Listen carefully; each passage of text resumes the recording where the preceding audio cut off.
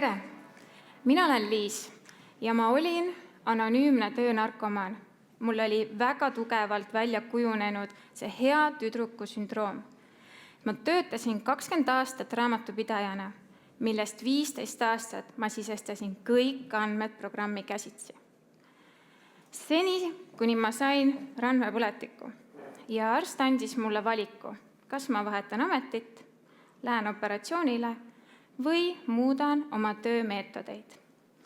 Valisin viimase ja viisin läbi automatiseerimise kõikides ettevõtetes, kus ma tol ajal raamatupidamist tegin. Neid oli üle 20. Oli suuri, oli väikesi, oli kontserne, oli auditikohustusega. Ning seda tehes ma taipasin, kui tore on see programmi seadistamine, kui vahva on vaadata, kuidas asjad ise juhtuvad. Ning 2 aastat tagasi, kui mul õnnestus juhuste kokku sattumusel liituda Excellendi meeskonnaga, ma seda loomulikult tegin. Ning viimased 2 aastat olengi aidanud teistel muuta oma päevi lihtsamaks ja kergemaks. Täna ma räägin sulle oma loo raamatupidamise automatiseerimisest ning alustame sellest, mida automatiseerimine siis tähendab. Kui ma olin tööl ja ma mõtlesin, et tuleb keegi, teeb ära minu töö minu eest, ta teeb seda kiiremini, ta teeb seda täpsemalt ja ta teeb seda tasuta, siis kus on minu väärtus? Kui oluline mina siis veel olen? Õhtul kodus, kui pere viis kõik nõud kraanikaussi ja läksid oma tegevusi tegema, seisin mina õnnetult seal kraanikausi ees. Mul oli terve kuhi musti nõusid. Mitte kuskilt ei tulnud mitte kedagi, kes tahaks selle töö minu eest ära teha. Kas ma tundsin ennast väärtuslikuna? Ei tundnud. Ja siis jõudis meie perre nõudepesumasin. Me viisime kõik oma nõud masinasse. Ma panin pesuvahendit, vajutasin nupule ja nõud pesid ennast ise. Nad kuivatasid ka ennast ise. Mul jäi tund kuni 1,5 aega sisukate, väärtuslike tegevuste jaoks, mis mind kasvatasid, mis mind tegid õnnelikuks. Täna manuaalne raamatupidamine on sama kui käsitsi nõude pesemine. See on ajakulukas, ressursimahukas ja täiesti ebavajalik. Samas automatiseeritud raamatupidamise puhul tuleb meil appi terve tööriistakast, mille keskmeks on majandustarkvara standardbooks, mis teeb osa sinu tööst sinu eest ära kiirelt, täpselt ja automatiseeritult. Standardbooksile tulevad appi erinevad kasutajaliidesed ja integratsioonid ning loomulikult appi funktsionaalsus. Kõik koos nad loovad võimaluse palju sujuvamaks ja planeeritumaks töökorralduseks. Järgmisena vaatame üle, mis valdkonnad siis mina ära automatiseerisin. Juba eelmistest ettekandest oli kenasti kuulda, on muidugi arved see kõige suurem koht, kus me käsitsi oma aega kulutame. Ja kui näiteks sul on e-poed ja API funktsionaalsuse abiga liiguvad arved sul ise puksi, nagu ise sõitev auto. Tänu e-arve operaatorile ootab mind ostuarve juba registris. Eelmisel ettekandel oli väga hästi välja toodud kinnitusring. Mina tegin aastaid kinnitusringi selliselt. Ma printisin kõik arved välja, läksin printeri juurde, eriti peale puhkus, kui ma olin 2 nädalat, 21. ma sain üldse puhata. Mul oli selline hunnik pabereid. Kõik 20 ettevõtte paberid olid seal laiali. Ma sorteerisin neid nii, et mul oli terve põrand dokumente täis. Ja siis lappasin nagu Bismarcki tihid kõik teineteise peale ja viisin nad kinnitusringile. Kõndisin mööda kontorit ringi, panin õiged paberid õigetele laudadele. Täna see ei ole enam absoluutselt vajalik. Kinnitusringi teeb ära e-arve operaatori keskkond või standardbooks ise. Ning kui kasutada veel standardbooksis Excellent portalit, on see veelgi kasutajasõbralikum. Teine valdkond, mis ma ära automatiseerisin, oli palk ja deklaratsioonid. Nad läksid välja lihtsalt nupuvajutusega, nagu ma teen õhtuti toidukulleri tellimust. Kui mul juba oli töötajaid rohkem kui 10, kellel ei olnud fikseeritud töötasu, siis Excel muutus kohmakaks kõikide haiguste, puhkuste, lisatasude, preemiate, tööajatabelite, puhkusereservide tegemisel. Palgaarvestuse moodulis, kui jõudis kätte palgapäev, ma tegin ühe nupuvajutuse hooldusel koosta palgaarvestuse kaardid ja kõik arvestused olid minu eest tehtud. Ei olnud üldse vahet, kas seal oli 50 või 150 töötajat. 10. kuupäeval võtsin aruande vorm DST ning lisaks tööjõumaksudele sain edastada ka kohe lisad 2, 4, 5 ja 6. Ning kolmas valdkond oli loomulikult pangatehingud,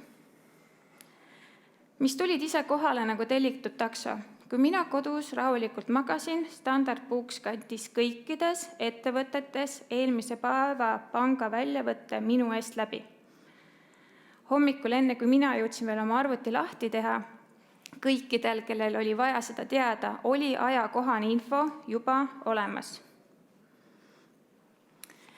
Jõuamegi küsimuseni, miks raamatupidamist automatiseerida? Mina olen seda küsinud endalt, ma arvan, 50 korda kindlasti. Alati ma leidsin väga põhjendatud argumendid, miks seda mitte teha. Ma olen ju väga tubli, ma olen väga kohusetundlik, mul on hommikust õhtuni ju aega sisustatud, ma saan näidata ülemusele, et vaata, kui palju mul veel teha on, palun palka juurde. Pärast automatiseerimist minu mõttemaailm muutus ja ma tõin välja siin enda top 5. Loomulikult see säästab aega. Vähem käsitööd, vähem Exceli tabeleid ja mul jäi aega rohkem sisukateks tegevusteks. Vähem vigu. Siin ennem naljantati, aga tegelikult meil on vist DNA-sse eksimine sisse kirjutatud. Automatiseeritud süsteem eksib oluliselt harvem. Reaalajas andmed, kõik, ka peale minu, müük, ladu, kõik teavad, mis on laekunud, mis seisud mingid tellimused on, mida saab lähetada, kellele peab helistama või siis lasta AI-l kirja kirjutada, et ole hea, maksa ära. See aitas mul hoida ka loodust. Iga printimata paber vähendas minu ökoloogilist jalajälge. Lisaks, kui paberihunnikud kontoris muutusid digiteeritud failideks, oli neid lihtsam hoida, leida ja jagada. Varasemalt, kui audiitor saatis mulle sellise nimekirja ostuarvetest, mida ta soovis visuaalselt kontrollida.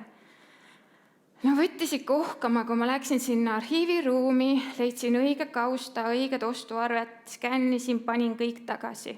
Automatiseeritult ootavad ostuarved mind juba ju PDF-ina kirjaklambri all. Väga lihtne jagada. Ning viimasena rahulik uni ka enne aruande kuupäeva. Kui keegi kutsus mind 20. teatrisse, mis hakkas kell 7, ma ei saanud minna, sest ma ei teadnud tegelikult, millal minu tööpäev lõpeb.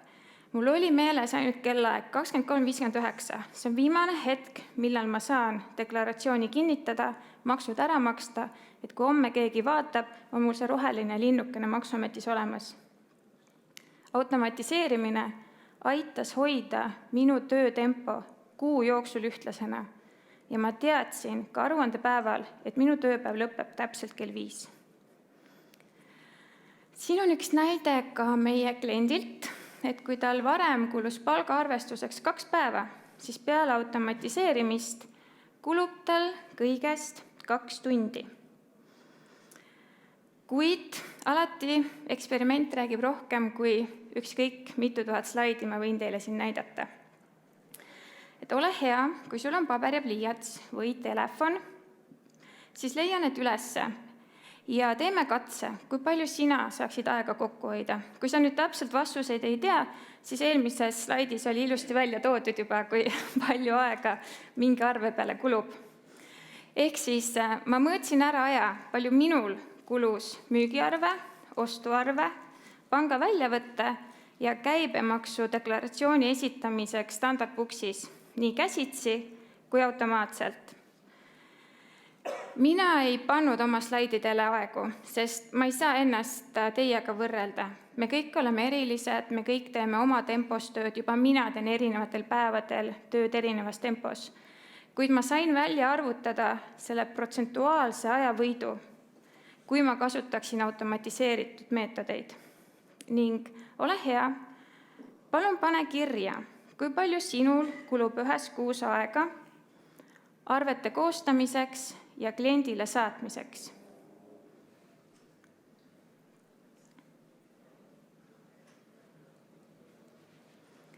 Ostuarvete sisestamiseks ja tasumiseks,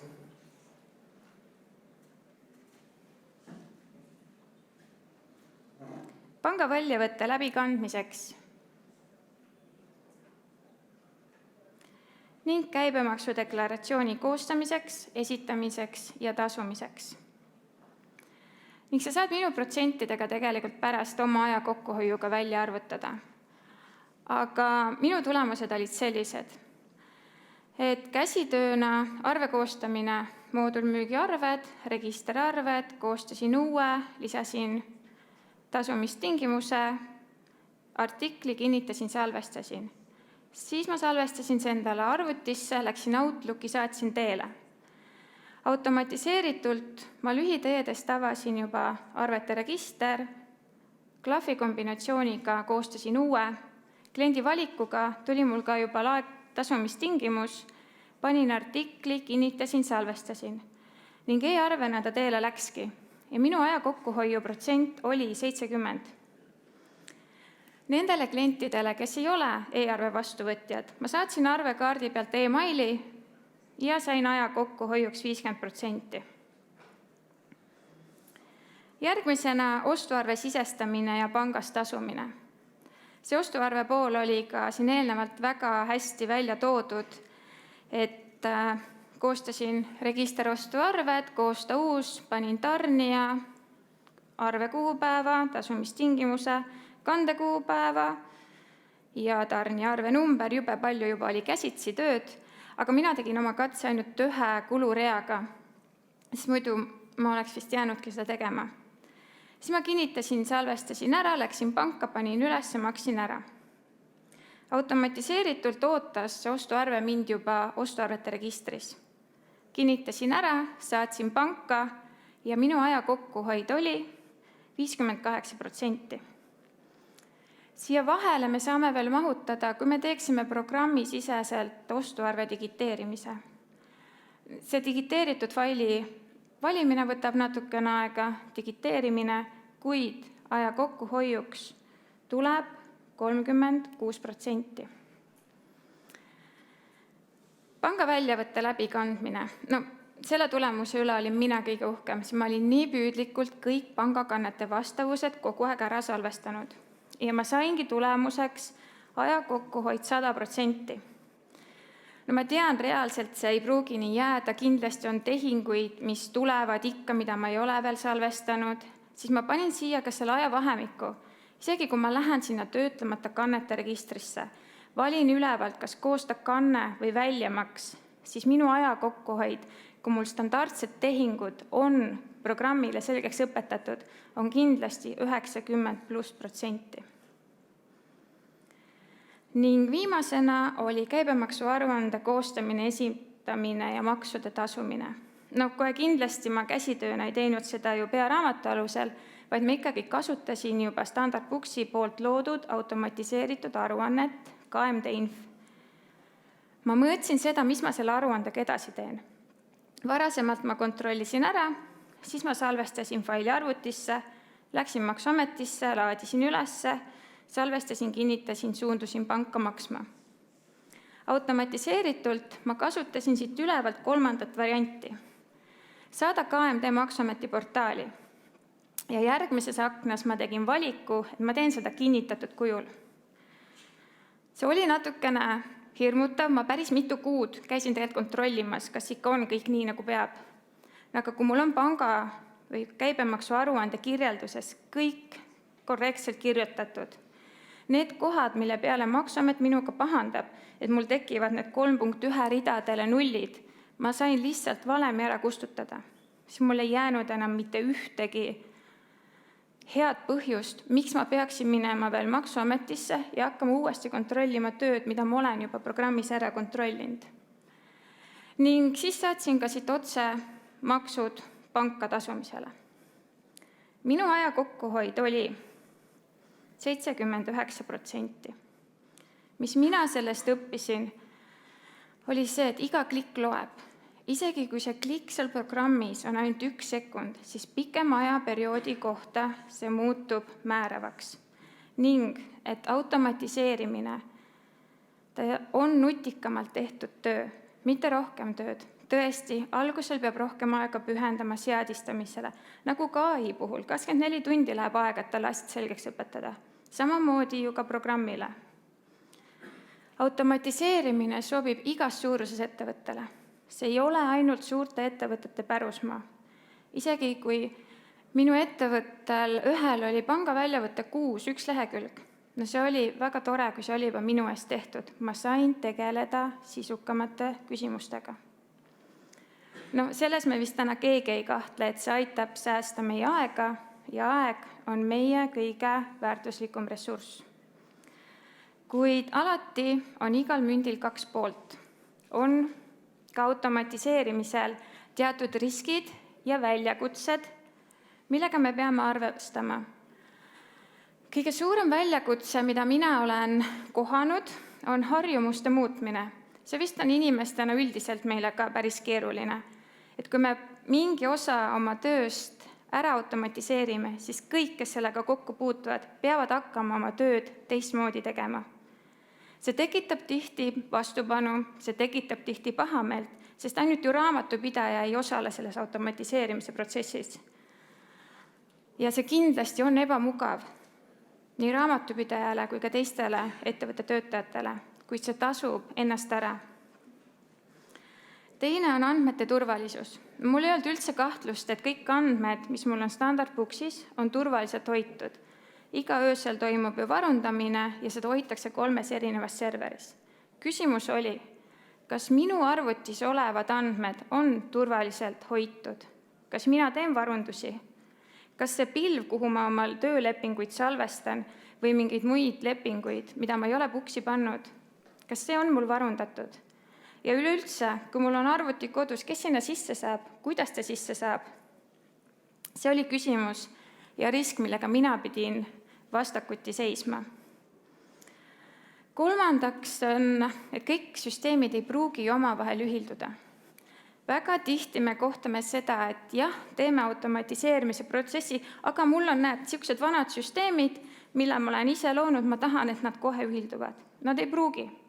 Loomulikult pangaliides hakkab sul kohe tööle, aga selliste vanade süsteemidega ühildamine, see võtab rohkem aega, see võtab rohkem läbimõtlemist ja see võib vajada lisaseadistusi. Neljandaks, valeeeldus. Kui ma raamatupidamise ära automatiseerin, siis mina ei pea enam midagi tegema. Lähen joon kohvi. No nii ei ole. Minule jääb ikkagi ju selle süsteemi jälgimine, kontrollimine, uuendamine. Ma pean ju loogiliselt aru saama, mida programm teeb. Sest programm mitte kunagi ei tea seaduse halli alasid. Ta ei tea minu ettevõtte eripärasid. See info on ju kõik minu raamatupidaja peas. Ning viimasena väljakutse, millega mina kõige pikemalt vastakuti seisin, miks ma nii hilja üldse automatiseerimise läbi viisin, oli hirm. Mul oli hirm, et kui automatiseeritud protsess teeb nii suure hulga minu igapäevatööst ära, peaaegu pool või rohkemgi, siis mis minust saab? Mis on minu roll selles ettevõttes? Kui suur on minu väärtus? Ja ma jõudsin küsimuseni, kas automatiseerimine asendab raamatupidajat? No aus vastus on, et ei asenda. Ma ei tea täna mitte ühtegi raamatupidajat, kelle robot oleks välja asendanud. Kuid tõesti, meie roll muutub. Me ei ole enam andmesisestajad. Meie rutiinne töö muutub lihtsamaks ja kiiremaks ning me saame tegeleda sisuliste tähendusrikaste tegevustega. Me saame tuua ettevõttele lisandväärtust lihtsalt nende teadmistega, mis meil juba on ettevõtte kogu protsessi käimisest. Kui nõudepesumasin tegi minust täisväärtusliku pereliikme, mul tekkis oma aeg, ma tundsin ennast hästi, siis standardbooks koos kõikide lisadega muudab mind palju väärtuslikumaks töötajaks. Seega automatiseerimine ei ole mitte kunagi raamatupidaja asendus, see on meie tööriist. Sest kui robot teeb vea, peame meie seda märkama ja parandama. Ja minu poolt kõik. Jaa, suur aitäh! Vaatan, et saali poolt veel küsimusi ei ole, mõned enda küsimused või remargid, et kui sa ütlesid siin seda, et harjumuste muutmine on väga raske, siis selle juures on ju see kuldne tõde, et ega me tahaksime neid muudatusi väga, aga ise muutuda väga ei taha, et nii kui see puudutab meid ümbritsevaid inimesi, et siis hakkab kohe natukene nagu kergelt surisema, et tekivad kohe pinged. Aga kaua sul on kokku see automatiseerimise protsessi aega võtnud, et kuidas sa seda tegid just nimelt ajalises plaanis, et ma saan aru samm-sammult, aga võib-olla paari sõnaga sellest. Mina hakkasin väga jupiti pihta, kuna mul oli erinevaid ettevõtteid erineva iseloomuga, siis ma hakkasin pihta nendest, mis mind kõige rohkem nagu segasid. Kui mul oli see käepõletik, siis loomulikult olid nendeks ju panga väljavõtted, et ma tegingi mingi osa neid vastavusi ära, siis vaatasin, kuidas programm teab, mis mul jäi tegemata, et ma jupiti tegin, kohe kontrollisin ja niimoodi see protsess läks. Kas seal kuskil oli midagi ka sellist, mis oli tõesti nagu keeruline sinu jaoks, et sa ise tundsid, et siin kipub nüüd oskusest või teadmisest või sellest arusaamisest süsteemi töötamise kohta väheks jääma?